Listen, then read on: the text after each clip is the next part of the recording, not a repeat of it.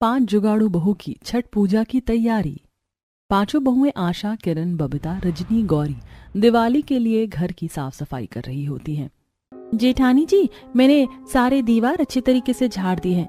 अब बता दीजिए और कहाँ-कहाँ की सफाई करनी है, क्योंकि केवल सफाई के लिए आज का दिन ही बाकी बच गया है, कल की दिवाली है। देवरानी जी, तुमने हर बार की तरह इस बार भी आधी अधूरी सफाई करी है। दीवार झाड़ दिया लेकिन छज्जा तो छोड़ दिया। छज्जे पर कितना सारा कबाड़ पड़ा हुआ है, उसे उतार देती तो कबाड़ी वाले को बेच देते, घर थोड़ा हल्का हो जाता। और हाँ, छज्जे पर पिछले साल की छठ वाली टोकरी भी रखी होगी, उसे भी उतार देना, क्योंकि इस बार तो छठ पूजा करने के लिए नई टोकरी लेंगे ही।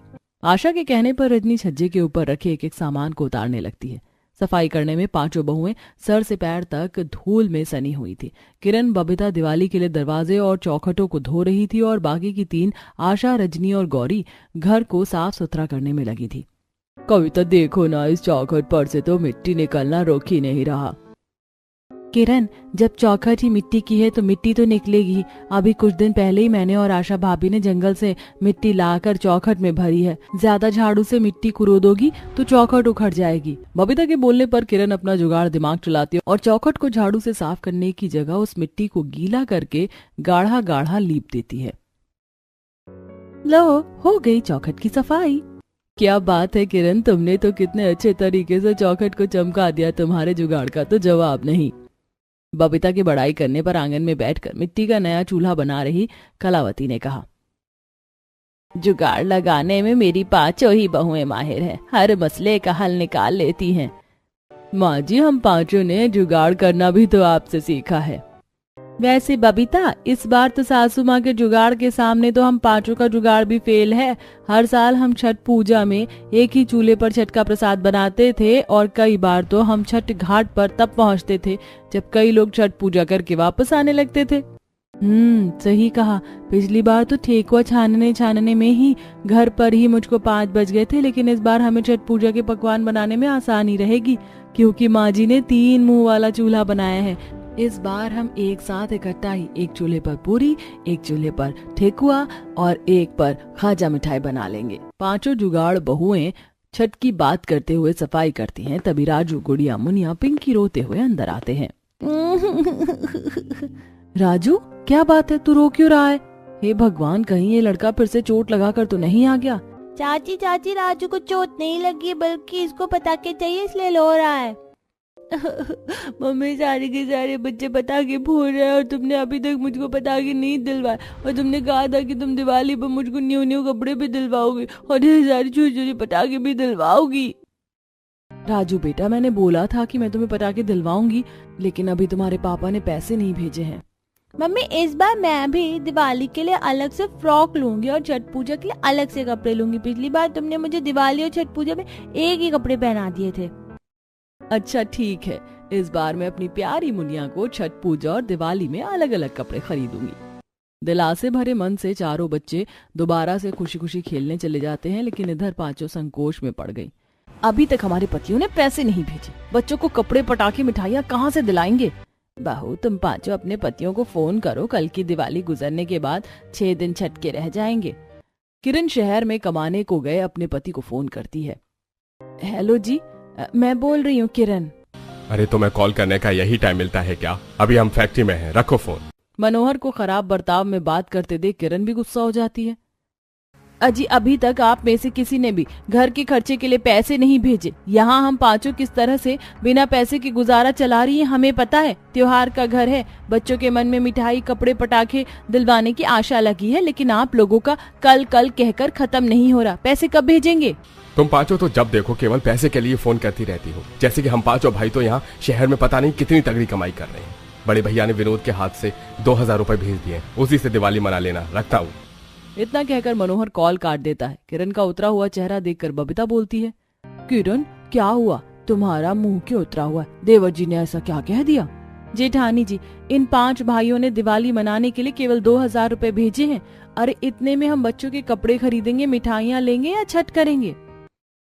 सारी गलती हम पांचों बहू की है। ये पांचों भाई शहर से जितने भी कम पैसे भेजते हैं हम उतने में ही इन्हें घर चलाकर दे देते हैं। इसीलिए इस बार इन्होंने दिवाली मनाने के लिए 2000 रुपए भेजे हैं। कम से कम इनको छठ दिवाली दोनों का मिलाकर 10,000 तो भेजना चाहिए थे। बिना पैसों के छठ कैसे होगा। अपने पतियों के शहर से पैसे ना भेजने के चलते पांचों बहू को इस बार कुछ भी जुगाड़ नहीं सूझता, जिसे देख कलावती दिलासा देती है। बहुओं, अभी दिवाली तो गुजरने दो, छठ पूजा में तो 6 से 7 दिन पड़े, देखना क्या पता छठ पर्व के लिए बीच में थोड़े पैसे भिजवा देंगे। पांचों 2000 रुपए लेकर ही दिवाली का बाजार करने आती हैं, जहां छठ पूजा का सामान भी अभी से ही बिकना शुरू हो चुका था। कुछ औरतें बाजार में बैठकर बांस के दौड़ा सूप बेच रही थी, कहीं गन्ने तो वहीं एक लाइन से लगे ठेले पर बिकते फल फ्रूट की मिठास भरी महक बाजार में उठ रही थी। मम्मी मम्मी, आंटी छठ पूजा की टोकरियां बेच रही है, आंटी से छठ पूजा की टोकरी खरीद लो ना। गुड़िया बेटा, अभी छठ पूजा का सामान खरीदने के लिए ज्यादा पैसे नहीं है, तुम्हें कपड़े भी तो दिलवाने हैं ना। वैसे आशा भाभी, इस बार छठ पूजा का सामान कितना जल्दी मिलने लग गया। वैसे इस बार बाजार भी तो कितनी दूरी में लगा रखा है। अगर हमारे पास थोड़ी पैसे ज्यादा होते तो हम छठ पूजा का सामान अभी से खरीद कर लेते, पर इतने पैसे भी तो नहीं है हमारे पास। एक बार चलकर टोकरियों का रेट पूछकर पता कर लेते कितने की बिक रही हैं। पर जब हमारे पास टोकरी खरीदने के लिए पैसे नहीं है तो रेट पूछ के करके करेंगे ही क्या। मगर दाम पूछने के थोड़ी ना पैसे लगते हैं। पांचों आकर छठ पूजा की टोकरी देखने लगती हैं। अम्मा, दौरा कितने का दिया? ये बड़ी वाली टोकरी तो 250 की है और ये छोटी वाली 100 रुपए की। छोटी वाली टोकरी में तो मुश्किल से थोड़े ही फल आ पाएंगे और ये बड़ी वाली टोकरी भी 250 रुपए के हिसाब से काफी ज्यादा महंगी है। बांस की टोकरी इतनी ज्यादा महंगी थोड़ी बिकती है, और वैसे भी एक बार छठ करने के बाद साल भर तक ये टोकरी रखी रह जाती है। छठ पूजा के दौरा का महंगा दाम देखकर पांचों बहू आगे बढ़ गई और केवल खील मिठाइयाँ और पकवान का शक्कर मैदा लेकर घर चली आई। 1000 रुपए में हमने बच्चों के कपड़े भी खरीद लिए और खील मिठाइयाँ भी ले ली। लेकिन बहू, लक्ष्मी गणेश जी की मूर्ति और दिए कहाँ हैं? माँ जी, हमने मूर्ति और दिए नहीं खरीदे। जब हमें दिए मूर्ति खुद बनाना आता है तो फालतू में पैसे क्यों लगाना। 1000 रुपए रहेगा तो छठ में काम आएगा। इसे कहते हैं सुकुशल गृहिणी। मेरी पांचों जुगाड़ू बहुएं जहाँ जरूरत हो वहीं पैसे लगाती हैं। इसी तरह से अगले दिन की दिवाली आती है तो अमीर पड़ोसन मालिनी मिठाई का डिब्बा लेकर आती है। कलावती, मेरी तरफ से तुमको, तुम्हारे पांचों बहू को हैप्पी दिवाली। हैप्पी दिवाली आपको भी मालिनी बहन। बैठो, बहुएं पकवान बना रही हैं, खा कर जाना। अरे पकवान तो मेरी बहू ने भी बना रखे हैं, मगर मुझे तो तुम्हारी 5 बहू के हाथ का छठ का प्रसाद पसंद है। खास करके आशा बहू के हाथों का खस्ता ठेकुआ खाने में क्या स्वाद लगता है। मालिनी आंटी जी, आप चिंता मत कीजिए, हर साल की तरह इस बार भी थाली भर कर ठेकुआ प्रसाद जाएगा। इस बार तो मैं और मेरी बहू भी आप लोगों के साथ छठ घाट पर चलेंगी। ये सुनकर पांचों संकोच से कलावती को देखने लगी, क्योंकि उनका छठ पूजा करना पतियों के शहर से पैसे भेजने पर निर्भर था। दिवाली खत्म होने के अगले दिन से लोगों ने छठ की खरीदारी शुरू कर दी। कोई गन्ने, कोई टोकरी, सूप, फल खरीद कर ला रहे थे। सभी लोग छठ का सामान खरीद कर ला रहे हैं। पता नहीं हमारे पति हमें कब पैसे भेजेंगे छठ व्रत करने के लिए। मुझे नहीं लगता कि हमारे पति लोग छठ पूजा करने के लिए इस साल पैसे भेजने वाले हैं। अब हम पांचों बहू को ही कोई जुगाड़ लगाना पड़ेगा। फिलहाल तो लकड़ी लेने जंगल चलते हैं, चूल्हा जलाने के लिए लकड़ी खत्म है। ईंधन जुटाने के लिए पांचों कुछ देर में जंगल आ गई, जहाँ काफी घने घने पेड़ लगे थे। ठंडी ठंडी हवा चल रही थी, ठंड के शुरू होने का पैगाम दे रही थी। ये सारे के सारे पत्ते तो ओस से गीले हैं। चूल्हा जलाने के लिए हमें सूखे पत्ते चाहिए। लगता है सूखे पत्ते बटोरने के लिए आज जंगल के अंदर घुसना पड़ेगा। लेकिन मैंने लकड़हारों को कहते सुना कि जंगल के घने भाग में काफी खूंखार जंगली जीव जमीनों में मान लगा कर रहते हैं। बबीता के ऐसा बोलने पर बाकी चारों बहुएं डर सहम सी गईं। पर जेठानी जी, हमारे पास जंगल के अंदर से लकड़ी लाने के अलावा कोई चारा नहीं है। डरते डरते पांचों जंगल के घने हिस्सों में बढ़ गए। तभी उन्हें आते देखकर बड़े बड़े सींगों वाली नील गाय अंदर को भाग गई। कुछ हिरन झाड़ियों में छुप गए। देखा, हम इन जीव जंतु से डर रहे हैं और ये बेचारे हमसे खौफ खा रहे हैं। तभी एकदम से आशा के पैर के आगे एक पका हुआ शरीफा कहीं से गिरा। अरे ये तो शरीफा है, देखो ना कितने बढ़िया तरीके से पका हुआ है और कितनी मिठास भरी खुशबू आ रही है। लेकिन इस घने जंगल में ये फलों की वनस्पति आई कहाँ से? तभी गौरी ऊपर देखती है, जो कि काफी बड़ा सा शरीफा का पेड़ था और काफी सारी गिलहरी डाल पर बैठकर शरीफा काट काट कर गिरा रही थी। बड़ी मंजली छोटी जेठानी जी, देखिए इस पेड़ से ऊपर से तो कितने सारे पके पके से शरीफा फल लग रहे हैं। हाँ, और शरीफा फल तो हमारे छठ पूजा में भी चढ़ावा, इसे तोड़ लेते हैं। रजनी ने हाथ से पेड़ की डाली लचक कर सारे के सारे शरीफा फल तोड़कर टोकरी में रख लिया। तब गौरी ने कहा, जेठानी जी, जब जंगल के इतने घने हिस्से में एक फल का पेड़ हो सकता है तो हो सकता है कि थोड़े और फल मिल जाएं तो हमारे छठ के फलों का जुगाड़ बिना खरीदे ही हो जाए। गौरी की बात पर बाकी चारों ने सहमति जताई और जंगल के अलग अलग भाग में बट गईं, जहाँ किरण बबीता ने नारियल और केले और संतरे का पेड़ देखा। क्या बात है, इन पेड़ों पर तो गुच्छों में नारियल और केले लगे हुए हैं। इससे तो हमारा छठ का त्योहार भी बन जाएगा और हम थोड़े फलों को बेचकर पैसे भी कमा लेंगे। मगर ये नारियल केले तो सबसे ऊंची वाली टहनी पर लगे, इसे तोड़ेंगे कैसे? बबीता फलों को तोड़ने के लिए इधर उधर देखने लगी और उसको बहुत ही दूरी में बांस का झमाट सा पेड़ दिखा जिसमें ऊंचे ऊंचे बांस उग रखे थे। उसने उसमें से एक डंडे को तोड़ा और टहनी को छाल छील कर बांस के ऊपर वाले छोर पर बांधकर औजार बना दिया। बन गया फल तोड़ने का जुगाड़ औजार। बबीता ने उस औजार को लफाकर पेड़ पर लगे सारे नारियल केले तोड़ लिए। तब तक बाकी तीनों बहुएं पान के पत्ते और खजूर के पत्ते काट कर ले आईं। देखो, हमें जंगल के दूसरे भाग में पान के पत्ते मिले। छठ पूजा में पान का पत्ता भी तो लगता है, इसीलिए हमने ढक्का भर के तोड़ लिए। जेठानी जी, वैसे भी छठ पूजा में तो एक पान का पत्ता 10 रुपए का मिलता है। पान के पत्ते बेचकर थोड़े पैसे जमा हो जाएंगे तो पकवान का सामान भी ला सकेंगे। मगर गौरी जेठानी जी, आपने खजूर के पत्ते किस लिए उजाड़ दिए? अरे, मैंने ये खजूर के पत्ते झाड़ू बनाने के लिए लिया है। छठ पूजा में घर की सफाई खजूर वाले झाड़ू से करी जाती है। जंगल से छठ पूजा का नारियल, केला, शरीफा फल, पान के पत्ते, खजूर के पत्ते लेकर पांचों बहुएं अपने गरीब घर में आ गईं। वहीं पड़ोस में छठ व्रत करने वाली बाकी बहुएं उनको हीन भावना से देखती हैं। हाय हाय, किसके खेत बगीचे से डाका डालकर आ रही हो तुम? तुम्हें क्या लगता है तुम ये चोरी का फलार चढ़ाकर छठी मैया को प्रसन्न कर लोगी? उपासना की नीचा दिखाने पर चारों बड़ी बहुएं बेशब्द सी खड़ी रह गईं। तभी पांचवी बहू किरण ने सुनाते हुए कहा, उपासना, छठी मैया ने तुम्हारे घर को अन्न धन से भर रखा है तो इसका अहंकार मत करो। और छठी मैया हमारे घर के हालातों को देख रही हैं। हम पूरी श्रद्धा और मनसा से व्रत कर रही हैं। हमें तुम्हारी तरह दिखावा करने की आवश्यकता नहीं है। किरण की बातों के आगे उपासना का मुंह जम गया। तब पांचों छठ व्रत में लगने के लिए थोड़े फल, पान, पत्ता, नारियल, केले रखकर बाकी बेचने के लिए बाजार में ले आई, जहां उनके बाल बच्चे लोगों को आवाज लगाकर बुला रहे थे। छठ पूजा के लिए फल ले लो, सबसे सस्ते, सबसे मीठे, स्वादिष्ट फल ले लो। आंटी आंटी, हमारी मम्मी से फल खरीद लो प्लीज, ताकि हम भी छठ पूजा मना सके। छोटी सी मुनिया की आंखों में छठ पूजा होने की आस लगी देख उस महिला को मोह आ गया। नीरज, देखो ना, ये पांचों कितनी ताजा फल बेच रही हैं छठ पूजा के लिए, यहीं से फल ले लेते हैं। आकृति, मैं तुम्हें बोलने ही वाला था कि यहीं से फल खरीद लो। वैसे भी ठेले वालों के फल बिल्कुल गले गले से हैं।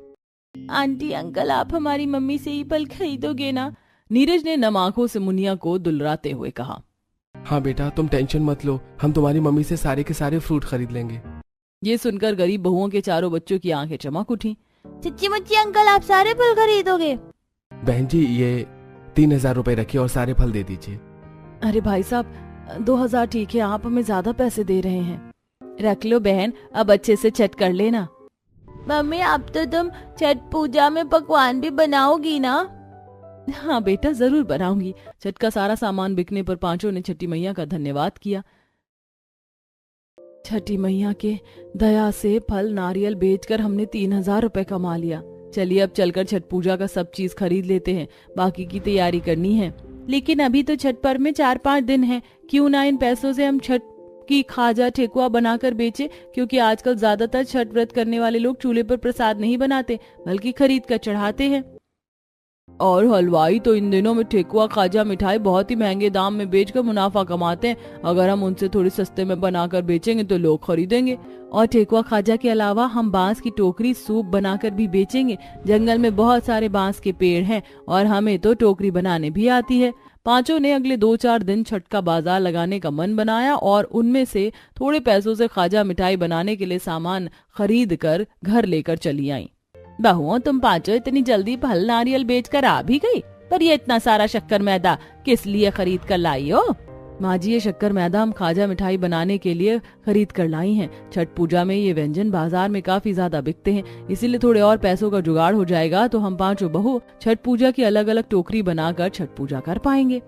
छठी मैया तुम पांचों की मनसा को सफल करें। बाकी खाजा मिठाई तो मुझको भी बनाने आता है, मैं भी तुम सबका साथ बंटवा दूंगी। वैसे कल नहाई खाई करने के लिए तुम कच्चा चावल और लौकी लेकर आई हो। माँ जी, डिब्बे में मुट्ठी भर कच्चा चावल लगा हुआ है, उतने में हम खाने लायक भात बन जाएगा। बाकी हमने लौकी तो ली ही नहीं, बिना लौकी के कैसे सब्जी बनाएंगे। और अब तो बाजार भी लगभग उठ गया होगा। बिना लौकी के नहाए खाए करने को लेके पांचों बहू परेशान हो गई। तभी मुनिया बोलती है, मम्मी, ताई जी, चाची, आप लोगों ने हमारी झोपड़ी के छत पर भी तो कितनी सब्जियों की खेती कर रखी है, उसी में से सब्जी तोड़कर बना लेना, पैसे भी बच जाएंगे। मुनिया के आइडिया देने पर गौरी के जुगाड़ू दिमाग की बत्ती जल उठती है। मैं तो भूल ही गई थी कि हम पांचों बहुओं ने छत पर भी तो बेल वाली सब्जियों की खेती उगा रखी है। अभी एक हफ्ते पहले ही मैंने लौकी के बेल में छोटे छोटे सब्जी के फूल पकड़ते देखा था। मंजली बहू, फिर तो अभी तक लौकी फर गई होगी। अभी तो रात हो रही है, सुबह देख लेना, एक बड़ी लौकी भी निकल जाएगी तो तुम पांचों के नहाए खाए की सब्जी का जुगाड़ हो जाएगा। थोड़ी देर में सब खाना खाकर जल्दी सो गई। अगली सुबह नहाए खाए के लिए पांचों जुगाड़ बहू तड़के सुबह जाग गई और किरण लकड़ी की सीढ़ी झोपड़ी की छप्पर पर लगाकर ऊपर चढ़ती है, जहां खूब सारी कच्ची कच्ची ताजी ताजी लौकी उगी हुई थी। क्या बात है, इस बार तो हमारे छप्पर पर हर साल से भी ज्यादा लौकी निकली है और कितनी बड़ी बड़ी लौकी हुई है। छठी मैया की महिमा अपरंपार है। किरण सारी लौकी को तोड़ लेती है। बहुओं, जाओ जाकर तुम पांचों नदी पर से नहा कर आ जाओ, तब तक मैं तुम्हारे लिए लौकी और कच्चे चावल का भात बना कर रखती हूँ। पांचों जुगाड़ू बहुएं नहाने के लिए नदी पर आकर नहाती हैं। ये नदी का पानी अभी से बर्फ जितना ठंडा लग रहा है, पता नहीं छठ पूजा वाले दिन इतनी देर ठंडे पानी में कैसे खड़े होंगे। तभी नदी में नहाते नहाते एकदम से किरण के पैरों में कुछ जड़ सा फंसता है। लगता है पानी के अंदर किसी चीज की जड़ है, मेरे पैरों में किसी जड़ ने जकड़ लिया है। कहीं पानी के अंदर कोई सांप ना हो, मैं देखती हूँ। डरते डरते गौरी ने नदी के अंदर डुबकी लगाकर देखा, जहाँ पानी के अंदर सिंघाड़े ही सिंघाड़े उगे हुए थे। गौरी ने पानी के अंदर से सिंघाड़े तोड़े। ये देखो, इस नदी के अंदर तो खूब सारा सिंघाड़ा उगा हुआ है। पता है छठ के बाजार में तो सबसे महंगा सिंघाड़ा बिक रहा है, चलो इसे तोड़ लेते हैं। पांचों बहुएं सारे के सारे सिंघाड़े फल को तोड़ लेती हैं, पर नहाने के बाद जंगल से बहुत सारी पतली पतली बांस की टहनी तोड़कर काट कर घर लेकर आती हैं, जहां पांचों मिलकर छठ पूजा के लिए बांस की बड़ी बड़ी टोकरी बनाती हैं और नहा खाकर सुबह से ही छठ के बाजार में टोकरी बेचती हैं। छठ पूजा की टोकरी ले लो, छठ पूजा की टोकरी। बहन जी, छठ पूजा की टोकरी खरीद लीजिए, सिर्फ और सिर्फ 100 रुपए में। क्या बात है, तुम तो 100 रुपए में छठ पूजा की बहुत ही मजबूत, टिकाऊ और बड़ी बड़ी टोकरियां बेच रही हो। बाकी सारे तो 250 से नीचे की टोकरी नहीं बेच रहे हैं। बहन जी, ये टोकरी हमने अपने हाथों से बीन कर बनाई है। आपको कितनी टोकरी चाहिए? मेरे परिवार में तो जोड़ा छठ पूजा होती है और छठ पूजा करने वाली 5 औरतें हैं, तो ऐसा करो तुम 10 टोकरी निकाल दो। इस तरह वो एक अमीर औरत जुगाड़ू बहू से उनकी 10 छठ पूजा की टोकरी खरीद लेती है, जिससे वो बैठे बैठे 1000 रुपए की कमाई करती हैं। छठी मैया की दया से हमारी मेहनत सफल रही और हमारी सारी की सारी बनाई हुई टोकरी हाथ की हाथ 1000 रुपए की बिक गई। हाँ, अब केवल खाजा मिठाई ठेकुआ बेचने के लिए बच गया है। फिर हम खरना करने का फल फ्रूट आज ही खरीद कर ले चलेंगे और पहली छठ पूजा तो परसों है, तो उसका सामान हम कल ले लेंगे। ठेकुआ खाजा खरीदो जी, 300 रुपए किलो, 300 रुपए किलो। छठ पूजा का पकवान प्रसाद ले लो। दोनों बहू को छठ का प्रसाद बेचते देखकर छठ व्रत करने वाली कुछ औरतें उनके पास खरीदने के लिए आती हैं। अरे अंजना जी, वो देखो वहाँ पर छठ पूजा का बना बनाया पकवान बेच रही है, चलो चलकर वहीं से खरीद लेते, बनाने का झंझट नहीं रहेगा। अरे मुझको तो चूल्हे के आगे ज्यादा देर बैठा भी नहीं जाता, वरना पहले तो मैं छठ पूजा के सारे पकवान अकेले ही छान लेती थी, पर बहू वाली होने के बावजूद भी छठ में चढ़ाने के लिए पकवान बने हुए लेने पड़ रहे हैं। दोनों औरतें छठ का पकवान बेच रही किरण गौरी के पास आती है। अरे क्या भाव दिया है खाजा मिठाई और ठेकुआ? आंटी जी, 300 रुपए किलो है, आज ही बनाया है। अरे तुम तो बड़े सस्ते खाजा मिठाई बेच रही हो। पता है बहन, कल ही मैंने अपने बेटे को हलवाई के पास रेट पता करने के लिए भेजा था, तो 1000 रुपए किलो बेच रहे हैं ठेकुआ। आंटी जी, कितना करना है प्रसाद? मुझको तो पड़ोस में भी प्रसाद बांटना होता है, तो 5 किलो ठेकुआ खाजा तो लग जाएगा, तुम कर दो। सस्ते में छठ पूजा के व्यंजन बेचकर भी दोनों बहुएं अच्छी कमाई करती हैं। छठ का बना बनाया प्रसाद खरीदने के लिए व्रत करने वालों की भीड़ लग जाती है। सब कुछ बिकने के बाद पांचों जुगाड़ू बहू खरना करने के लिए फल और खीर बनाने के लिए गुड़ चावल खरीद कर घर लाती हैं और अगले दिन छठ व्रत भूखी रहकर बाजार में सामान बेचती हैं। रजनी और आशा पूरे श्रद्धा भरे मन से खरना के लिए गुड़ वाली खीर और रोटी बनाती हैं। किरण, गौरी, बबीता, खरना का प्रसाद तैयार हो गया, तुम जल्दी से आंगन लीप लो क्योंकि खरना हम यहीं पर करेंगे। प्रसाद परोसने के लिए केले के पत्ते भी तो लगेंगे, हम तो वो लाई ही नहीं है। अरे बहू, किसी और के यहाँ से केले के पत्ते लाने की क्या आवश्यकता है, हमारे आंगन में ही जब इतना बड़ा केले का पत्ता है। कलावती ऐसा कहते हुए अपने आंगन में लगे केले के पत्ते काट कर देती है, जिस पर आशा, रजनी गुड़ वाली खीर, रोटी और फलाहार रखती हैं। जिसके बाद पांचों बहुएं एक साथ मन में मुराद मांगती हैं। हे छठी मैया, मैं सच्चे मन से आपका व्रत रखूंगी। मेरी एक ही मनसा है माँ, बस छठ में ये पांचों भाई घर आ जाते हैं, उनके बिना घर सूना है। ये छठी मैया, सुना है जो पूरी निष्ठा से तुम्हारी छठ पूजा करता है तुम उनकी चौखट पर चल कर आती हो। मैया, मैं अर्जी करती हूँ मेरे घर की निर्धनता दूर करो माँ। तब पांचों ने हाथ जोड़कर छठी मैया का नाम लेके खरना का प्रसाद खाकर व्रत किया। इसी तरह पहली छठ पूजा का दिन आ गया। सुबह से ही छठी व्रत करने वाले का घर द्वार धुलने लगा। कुछ घरों के अंदर में घी में बनने वाले ठेकुआ पूरी की खुशबू पूरे मोहल्ले में फैल गई। मुझको तो मीठी मीठी ठेकुआ की खुशबू आ रही, लगता है किसी के घर में ठेकुआ बन रहा है। चलो रोहन भैया, हम भी चलकर मम्मी से छठ पूजा के पकवान बनाने के लिए कहते हैं। चारों बच्चे अंदर आते हैं जहाँ पांचों जुगाड़ू बहुएं छठ का प्रसाद बनाने में लगी थी। बड़ी जेठानी, देखिए ठेकुआ बनाने के लिए इतना सारा सूजी मैदा ठीक रहेगा ना? गौरी, इतने सूजी मैदा में तो हमारे परिवार के लिए ठेकुआ पूरा नहीं पड़ेगा, आस पड़ोस वालों को भी तो छठ का प्रसाद बांटना होगा। सारा मैदा ले लो, घी ज्यादा डालना ताकि ठेकुआ खस्ता बनेगा। हम तो से पूछे बरतिया, ए बरतिया से कीन का लागे जी, करेली छठ बरतिया से उनका लागी। जे करेली छठ बरतिया से उनका लागी। पांचों जुगाड़ू बहुएं 36 घंटे का छठ व्रत भूखे रहते हुए पूरी पकवान बनाती हैं। आशा भाभी, मुझे तो यकीन ही नहीं हो रहा कि इस साल हमारे घर में छठ हो रहा है। रजनी, 2-4 दिन पहले तक तो हमारे हाथ में एक फूटी कौड़ी भी नहीं थी। ये छठी मैया की महिमा है जो हमारे घर में छठ मन रहा है। वैसे छठ घाट तो हमें 3-4 बजे से चलना है, क्यों ना आज भी थोड़ी देर बाजार लगा ले और पैसे जुड़ जाएंगे तो कोसी भर पाएंगे।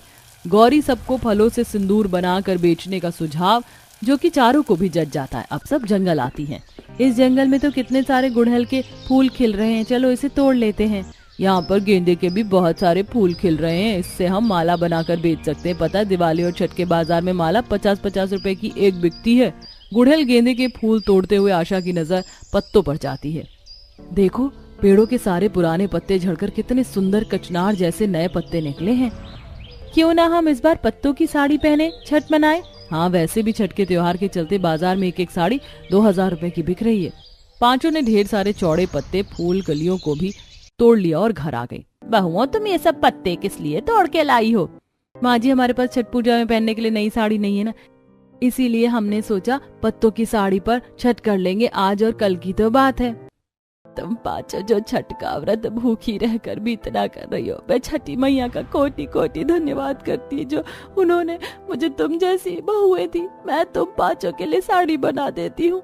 कलावती उसी वक्त से साड़ी बनाने में लग गई। वहीं किरण, गौरी गेंदे के फूल गूंथकर बड़ी बड़ी मालाएं बनाती हैं और बाकी तीनों बहुएं फूलों को पीसकर उसमें हल्दी मिलाकर शुद्ध छठ का सिंदूर बनाती हैं और बेचने के लिए बाजार में आ जाती हैं। छठ पूजा का सिंदूर ले लो, शुद्ध फूलों हल्दी से बना सिंदूर ले लो। क्या तुमने ये सिंदूर फूलों से बनाया है? वैसे खुशबू तो बड़ी अच्छी आ रही है। कितने की है एक डिब्बी? बहन जी, एक डिब्बी सिंदूर आपको 50 रुपए की पड़ेगी, क्योंकि इसे बनाने में काफी मेहनत लगती है। अरे 50 रुपए कोई ज्यादा थोड़ी है, बाकियों की तुलना में तुम सस्ता सिंदूर बेच रही हो, मुझे 4 दे दो। उस महिला ने खुशी खुशी बिना मोल भाव किए सिंदूर खरीद लिया। वहीं गेंदे के ताजे ताजे फूलों की माला खरीदने के लिए बाकी श्रद्धालुओं ने खूब भीड़ जमाई। देखते देखते दोपहर के 2 बज गए, हमें पता भी नहीं चला। अब हमें घर भी चलना चाहिए, तैयार होने और दौरा सजाने में भी तो वक्त लगेगा। पांचों बहुएं बिना वक्त जाया किए घर आकर दौरा सजाती और पत्तों की साड़ी पहनकर घाट निकलने को तैयार हो रही होती हैं। तभी सबके पति आ गए, जिन्हें देख बहुओं की खुशी से आंखें नम हो गई। अजी, आ गए आप लोग? तुम्हें क्या लगा हम नहीं आएंगे? लाओ, दौरा हमारे सिर पर उठवा दो। पांचों ने अपने पति के सर पर छठ की टोकरी रख दी और सब खुशी से घाट पर जाकर छठ पूजा करती है और धूमधाम से छठ की रात कोसी भरती हैं। सबसे ज्यादा रौनक उनके आंगन में जलते छठ के दियों में जगमगा रही थी।